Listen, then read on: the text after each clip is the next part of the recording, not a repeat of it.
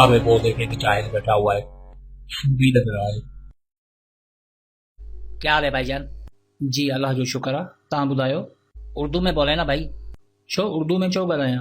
तव्हां सिंधी नथा ॻाल्हायो? हिन धरती जी इहा ई ॿोली आहे। जेकॾहिं अंदर में नमक हलाली आहे त इहा ई सिखणी आहे। भाईजान हमें सिंधी बोलना नहीं आती। 73 सालनि में ॿोली न सिखी सघिया ऐं चओ था त सिंधी असांखे नथा सम्झनि। अरे ये कराची है, सिंध में रहते तो शायद सिंधी जबान सीख लेते। इहो ई त मसइलो आहे तव्हां सां, जो कराची खे सिंध खां अलॻि सम्झो था। तव्हांखे छा थो लॻे त तव्हांजे ईअं चवण सां सच में कराची सिंध खां अलॻि थी वेंदो? भाईजान ये सिर्फ हम नहीं कहते, मीडिया पर भी सिंध और कराची को अलग दिखाया जाता है। असीं नथा मञूं तव्हांजी इन उर्दू मीडिया खे जेका ग़लति प्रोपेगेंडा करे माण्हुनि में तहसब पैदा करे थी। जियो नेटवर्क पंहिंजी हेडलाइंस में सिंध ऐं कराची खे अलॻि बयानु करे थो। मौसम जो हाल सिंध ऐं कराची जो अलॻि अलॻि ॿुधायो वञे थो। इन्हनि जो कम ई मुल्क में इंतशार फैलाए पंहिंजी न्यूज़ खे हथी ॾेई पंहिंजी TRP वधाइण आहे। ऐं तव्हां इन्हनि जी बकवास ते यकीन करे इनखे सच सम्झो था। उर्दू ड्रामनि में दहशतगर्दनि जे कुल्हनि ते अजरक ॾेखारी थी वञे। सिर्फ़ सिंध न पर पूरी दुनिया में तलाश कयो, को हिकु बि सिंधी अहिड़ो ॾेखारियो जेको दहशतगर्द हुजे। आख़िर सिंधियनि तव्हांखे कयो छा आहे?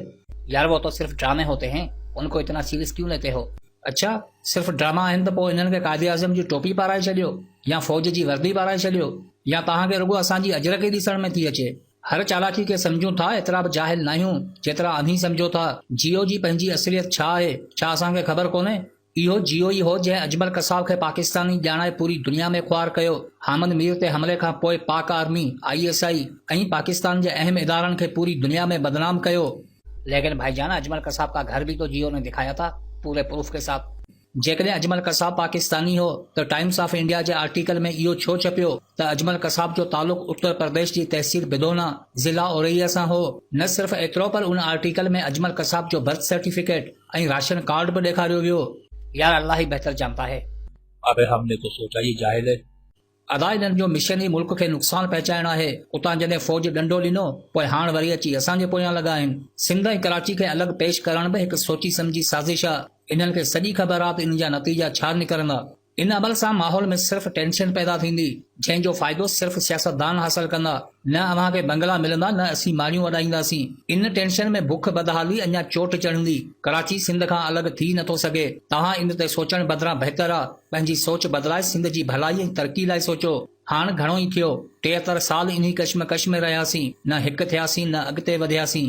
सिंध असांजी धरती आहे जंहिंजो कफन बि असां लाइ वर्दी आहे। न जाहिल आहियूं न कमज़ोर आहियूं, ख़ामोश इन करे आहियूं जो मजबूर आहियूं। कंहिंजी मजबूरी मां फ़ाइदो न वठणु खपे, इहा तव्हांखे बि ख़बर आहे, छो त मजबूरी ते कंहिंजो ईमान न हूंदो आहे। कंहिं शख़्स खे जाहिल चओ था, इहा तव्हांजी नियत आहे, पर कंहिं क़ौम खे जाहिल सम्झण वॾी बेवकूफ़ी हूंदी आहे। सिंधी मीडिया में दम नाहे, इन जो मतिलबु इहो हरगिज़ नाहे त पूरी क़ौम जाहिल आहे। सिंधी क़ौम खे जाहिल सम्झी जेकी हालात पैदा कया विया, शायदि उन्हनि इनकलाब फ्रांस जी तारीख़ नाहे पढ़ी। भाईजान कहाँ सिंध और कहाँ फ्रांस? मुंहिंजा भाउ इनकलाब खां अॻु फ्रांस जा हालात ॾिसो त असां खां घणो मुख़्तलिफ़ नाहिनि। 97% ग़रीब आबादी, बुख ऐं बदहाली, ज़ुल्म सितम जी ही इंतहा हुई त अमीर जे घरां कुकड़ चोरी करण ते बि ग़रीब खे फांसी चाढ़ियो वेंदो हो ऐं ग़रीबनि जा क़तल बि अमीरनि लाइ कानूनी माफ़ हुआ। मज़हबी पेशवा चंदो टैक्स करे वठंदा हुआ ऐं दुनिया जो हर अयाशियूं माणींदा हुआ। अमीर तबिको ग़रीब तबिके खां नफ़रत कंदो हो। अवाम खे बेवकूफ़ सम्झी टैक्स जी शरह एतिरी त वधाई वई जो 2 वक़्त जी मानी खाइण बि नसीब बणिजी वई। कई ख़ानदान इन ज़ुल्म जी नगरी में क़तल थी विया। जज खां वठी हर आला उहिदेदार बादशाह वटि गिरवी हुआ। रिश्वत जी खुली छूट हुई। एहसास ऐं इंसानियत जो क़दरूं अणलब थी वयूं। फ्रांसीसी क़ौम उन वक़्तु दुनिया जी मज़लूम तरीन क़ौम बणिजी वई ऐं उन्ही क़ौम खे फ्रांसीसी अमीर तबिको जाहिल सम्झंदो हो। पर चवंदा आहिनि त जॾहिं ज़ुल्म कानून बणिजी पवे त मज़ामत फ़र्ज़ थी पवंदी आहे। अहिड़नि हालतनि में ग़रीब तबिके मां हिकु अहिड़ो ग्रुप उथियो जंहिं सभु शाही दरबार सफ़े हस्ती तां मिटाए छॾिया। न सिर्फ़ कानून पर पूरे फ्रांस खे बदिलाए छॾियो। दुनिया जी तारीख़ में जेकी बि इनकलाब आया, उन्हनि जी शुरूआत ग़रीब तबिके मां ई थी आहे, जंहिंखे अक्सर अमीर जाहिल सम्झंदा रहिया।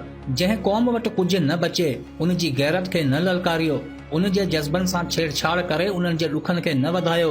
दुनिया जो अधु हिसो ग़लतियुनि मां सिखियो आहे ऐं बाक़ी अधु ॿियनि क़ौमनि जे ज़वाल मां सिखियो आहे। तव्हां लाइ कहिड़ो रस्तो सही आहे तव्हां पाण अख़्तियार कयो, पर असांजी धरती सां मज़ाक न कयो। हर चालाकी ते नज़र आहे, हर साज़िश जी ख़बर आहे। तव्हां भली पूरी दुनिया जी ताक़त लॻाए ॾिसो, पर असां लाइ असांजो जज़्बो ई काफ़ी आहे। यादि रखो त असीं कंहिंजा ग़ुलाम न आहियूं, न धरती कंहिं वटि गिरवी आहे। इज़त जा तलबगार आहियो त ॾे वठ जे कानून ते अचो। हिकु हथु ॾियो, हिकु हथु वठो। असांजी तारीख़ ऐं तहज़ीब असांखे इहो ई सेखारियो आहे त जेको ॾे तंहिंखे वापसि मोटाइणो आहे।